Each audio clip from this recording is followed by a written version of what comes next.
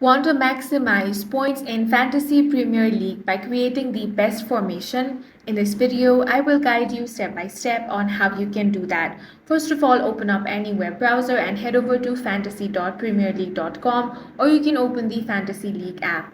Then make sure to log into your account, then head over to squad selection. Now, you first want to consider your budget and player value.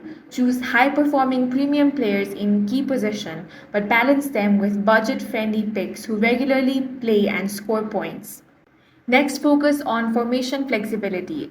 The most popular formation are 3-4-3 or 3-5-2, giving you strong attacking potential while keeping defensive coverage solid. Rotate players weekly based on fixtures and form.